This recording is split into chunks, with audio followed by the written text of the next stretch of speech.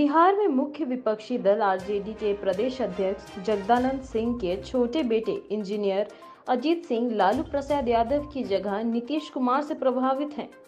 इसी प्रभाव का असर है कि वह अपने परिवार से बगावत कर आज जनता दल यूनाइटेड में शामिल हो गए। जेडीयू के राष्ट्रीय अध्यक्ष ललन सिंह और प्रदेश अध्यक्ष उमेश कुशवाहा जगदानंद सिंह के छोटे बेटे को अपनी पार्टी में शामिल कराया। बता दें कि जगदानंद सिंह के छोटे बेटे से पहले बड़े बेटे सुधाकर को भी बगावत कर चुके हैं। हालांकि अभी वो आरजेडी के रामगढ़ से विधायक हैं। जगदानंद सिंह के बड़े बेटे सुधाकर सिंह 2010 में बगावत कर चुके हैं। हालांकि उस समय आरजेडी की तरफ से टिकट देने पर सहमति भी बन गई थी, लेकिन जगदानंद सिंह तैयार नहीं हुए और सुधाकर सिंह को बीजेपी ने अपना उम्मीदवार बना लिया। लेकिन चुनाव में जगदानंद सिंह ने अपने बेटे के खिलाफ जमकर प्रचार किया और सुधाकर चुनाव भी हार गए। जगदानंद सिंह के 4 बेटे हैं, दिवाकर सिंह, डॉक्टर पुनीत कुमार सिंह, सुधाकर सिंह जो कि रामगढ़ से विधायक हैं और इंजीनियर अजीत कुमार सिंह।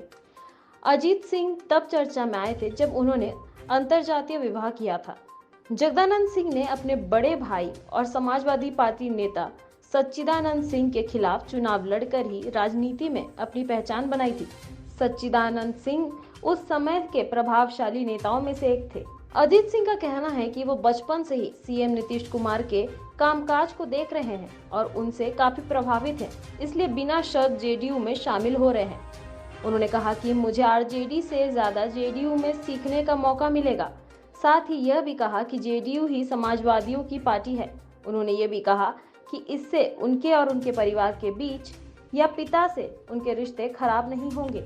गाड़ी कीजिए, बिजनेस कीजिए, कमाइए और चुनाव के वक्त पार्टी ज्वाइन कीजिए और फिर समर्पित कार्यकर्ताओं के कंधे पर पूंजीपतियों को लाके बैठा के विधायक बना नेतृत्व में। एक चीज़ हम जानना चाहेंगे अजीत जी कि तेजस्वी यादव को बोला जाता है युवा नेता है, बहुत बेहतरीन सोच के साथ आगे बढ़ रहे हैं, उनमें क्या कमी आपको दिखेगी? नहीं, कमियां और ज़रूरी नहीं है कि मैं दूसरे की कमियां देखूं और तो तभी मैं प्रभावित हूँ। मैंने बोला कि अच्छाइयाँ, मैंने नीतीश कुमार जी की अच्छाइयाँ देखा। और तेजस्वी यादव जी कोई राजनीतिक प्रशिक्षण के कार्यक्रम से गुजर करके नेता नहीं बने और मुझे नहीं लगता कि उनका कोई अनुभव रहा हो जमीन के विषयों पर कोई लंबा दिनों से काम किया। लॉन्च पैड था जिसपे से वो चढ़ करके नेता बने हैं, तो ऐसा कुछ तो है नहीं कि जिसका कि अनुसरण किया जा सके। वो ठीक है कि बड़े नेता हैं, वो एक अलग विषय है। लालू जी के नहीं रहने का असर आपको लगता है दिख रहा है क्या? स्वाभाविक रूप से दल के ऊपर तो असर पड़ेगा। जब सबसे वरिष्ठ और सबसे मजबूत नेता जब एब्सेंट होंगे तो स्वाभाविक रूप से। पहचान तो ये है कि वो श्री जगदानंद सिंह जी के पुत्र हैं, लेकिन उसके अतिरिक्त भी इनकी एक पहचान है और वो पहचान है इन्होंने बीआईटी मिश्रा से इंजीनियरिंग पास करने के बाद एक बड़े फर्म में नौकरी करते थे और उसको छोड़कर इनके मन में जो समाज सेवा के प्रति समर्पण का भाव था उसको छोड़कर ये आए और 13 वर्षों से सक्रिय राजनीति में रहे। सक्रिय राजनीति में सिर्फ एक पार्टी के कार्यकर्ता के रूप में नहीं थे, बल्कि इन्होंने गांव में घूम कर काम करने का काम किया। गांव में जाकर इन्होंने नारी सशक्तिकरण की दिशा में काम किया। गांव में जाकर इन्होंने नौजवानों को एकत्रित करने का, उनको संगठित करने का काम किया और कई तरह की इन्होंने जो रचनात्मक काम हो सकता है वो रचनात्मक काम ये लगातार करते रहे। रुपेश जी पैक्स के अध्यक्ष हैं, अभी सबसे अजीत जो मेरे साथी रामगढ़ से यहाँ चल करके आए हैं, उनको मैं बहुत धन्यवाद प्रकट करता हूँ। उस अवसर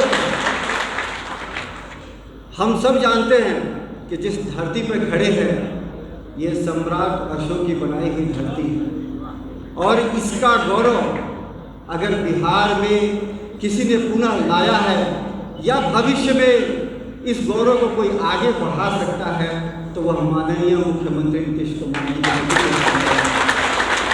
आज़ादी के बाद सरकार दर सरकार आई, बिहार एक जनसंख्या घनत्व के दृष्टिकोण से एक जटिल प्रदेश है, लैंडलॉक्ड है और यहाँ पे विविधताएं भरी हुई है।